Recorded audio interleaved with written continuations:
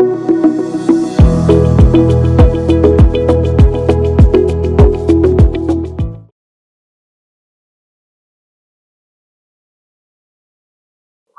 உயிரினங்களும் நோயற்ற பெருவாழ்வு வாழ எல்லாம் வல்ல இறைவனை வணங்குகிறேன். டாக்டர்ஸ் நேரம் வியூவர்ஸ் அனைவருக்கும் வணக்கம். இந்த பதிவுல நம்ம எதை பற்றி பார்க்க போறோம்னா, ஒரு ப்ரிப்பரேஷன். யூஸ்வலா நோய்களை பற்றி பார்ப்போம். ஒரு மல்டிபர்பஸா ஒரு ஆயில் வீட்டுல நம்ம பயன்படுத்திட்டு எதுக்கெல்லாம் பயன்படுத்தலாம், எப்படி பயன்படுத்தலாம் அப்படின்னு பார்க்க போறோம். குறிப்பாக கோவிட் காலங்கள்ல நிறைய பேர் பாத்தீங்கன்னா பேஷண்ட்ஸ் நேர்ல வர முடியாம எல்லாம் இருந்திருக்காங்க. ஸோ அவங்களுக்கு இந்த ப்ரிப்பரேஷன்ஸை நம்ம பயன்படுத்தி அதை ஒரு ப்ரொடெக்டிவா, பாதுகாப்பு ஷீல்டா இந்த ஆயில் பயன்படுத்தப்பட்டது. ஸோ அப்படிப்பட்ட ஆயில் என்ன அப்படின்னு பார்த்தீங்கன்னா, மின்சார ரசம்னு சொல்லுவாங்க, மின்சார தைலம் அப்படின்னு சொல்லுவாங்க. ஸோ இதற்கு நம்ம என்னென்ன பயன்படுத்துறோம் அப்படின்னு பார்த்தீங்கன்னா, ஓம உப்பு, புதினா உப்பு, பச்சை கற்பூரம் 3 தான் எடுக்கிறோம். ஸோ ஓம உப்பு ஒரு 10 கிராம் எடுத்துக்கணும், புதினா உப்பு ஒரு 10 கிராம் எடுத்துக்கணும். அதே மாதிரி பச்சை கற்பூரம் எவ்வளவு எடுத்துக்கணும் அப்படின்னு பார்த்தீங்கன்னா 5 கிராம் எடுத்துக்கணும். ஸோ இந்த 3ஐயும் எடுத்து என்ன பண்ணணும் அப்படின்னு பார்த்தீங்கன்னா, நார்மலா ஒரு கண்ணாடி குடுவையில மூடி போட்டு இருக்க கண்ணாடி குடுவையில போட்டு வெயில்ல வச்சு எடுக்கணும். ஸோ எடுக்கும் பொழுது என்ன ஆகும் அப்படின்னு பார்த்தீங்கன்னா, அது மெல்ட் ஆகும்.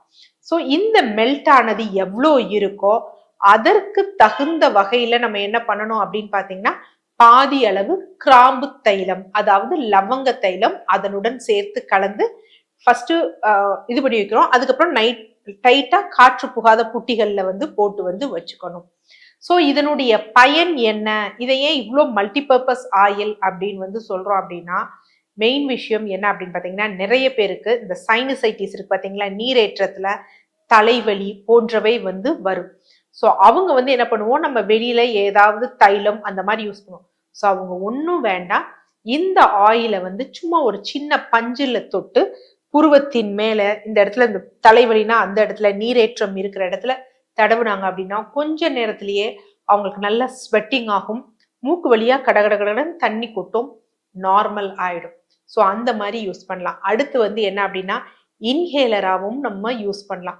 ஸோ அதாவது ஆவி பிடிப்பதற்கு யூஸ் பண்ணலாம். கோவிட் காலங்களில் நிறைய பேருக்கு இது அட்வைஸ் பண்ண ஒரு விஷயம் தான்.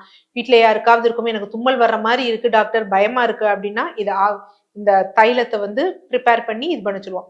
ஸோ அந்த நேரத்துல கொஞ்சம் இந்த ஓம உப்பு, புதினா உப்பெல்லாம் இதுல கடைகள்ல இருந்து அப்பெல்லாம் இந்த ஸ்விக்கிலேயே கொஞ்சம் இந்த மருந்துகள்லாம் இது பண்ணதுனால அவங்களுக்கு ஈஸியா கிடைச்சது.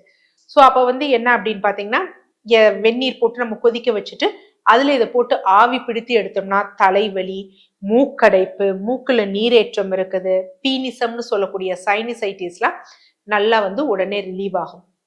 அடுத்து சில பேர் ரொம்ப எனக்கு பாடி பெயின் இருக்கு அப்படின்னு சொல்லுவாங்க. விளையாண்டுட்டு வந்திருக்கேன், இல்ல இந்த முடக்குவாதம் இருக்கிறவங்களுக்கே பாடி பெயின் இருக்கிறவங்கன்னா அவங்க குளிக்கக்கூடிய வெந்நீர்ல இந்த தைலம் ஒரு மூடி கலந்துடணும். கலந்துட்டு அதை அவங்க குளிச்சாங்க அப்படின்னா அவங்க பாடி பெயின், குறிப்பாக இந்த சதை பிடிப்பு இருக்கு பாத்தீங்களா, அதுக்கெல்லாம் ஒரு நல்ல ஒரு நிவாரணம் தரும்.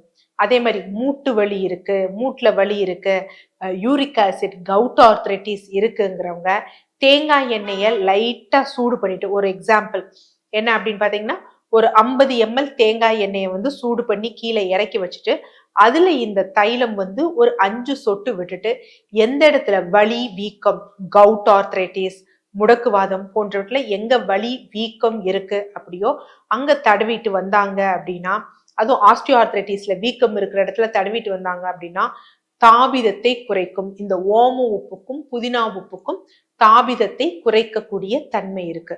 ஸோ இது எக்ஸ்டர்னலுக்கு மட்டுமா தான் டாக்டர் அப்படின்னா, இன்டர்னலுக்கும் நம்ம யூஸ் பண்ணலாம். யூஸ்வலா சில பேர் இந்த வீசிங் இருக்கும். ஸோ வீசிங் இருக்கிறவங்க, அதே மாதிரி பாத்தீங்க அப்படின்னா நெஞ்சு சளி அதிகமா இருக்கு, இருமல் இருக்கிறவங்க என்ன பண்ணலாம் அப்படின்னா, ஒரு 1/2 டம்ளர் வெது வெதுப்பான வெந்நீர்ல இது வெறும் 3 சொட்டு, ரொம்ப கிடையாது, 3 சொட்டு போட்டு குடிச்சாங்க அப்படின்னா அவங்களுக்கு அந்த வீசிங் கண்ட்ரோல் ஆகும். நெஞ்சில சளி இருந்ததுன்னா அது எக்ஸ்பெக்டோரேஷனா வெளியே வரும். அந்த மாதிரி அவங்களுக்கு அந்த லங் சம்பந்தப்பட்ட பிரச்சனைக்கு ஒரு நல்ல தீர்வு கிடைக்கும். அடுத்து கர்ப்பப்பை சம்பந்தப்பட்ட பிரச்சனைக்கும் இது நல்ல பலன் தரும். மாதவிடாயின் போது வலிகள் அதிகமாக ஏற்படும். யாருக்கு இந்த இது பலன் தரும் அப்படின்னா, இந்த அடினோமயோசிஸ் எண்டோமெட்ரியோசிஸ் இருக்கிறவங்களுக்கு இது பலன் தராது. இளம் வயது பெண்கள் இருப்பாங்க பாத்தீங்களா, அவங்களுக்கு அந்த கர்ப்பப்பை வாய் வந்து குறுகி இருக்கும். ப்ரோஸ்டாகிளாண்டினோட செக்ரீஷன்ஸ் அதிகமா இருக்கனால கர்ப்பப்பை ரொம்ப நல்லா ஃபோர்ஸா சுருங்கி விரியும்.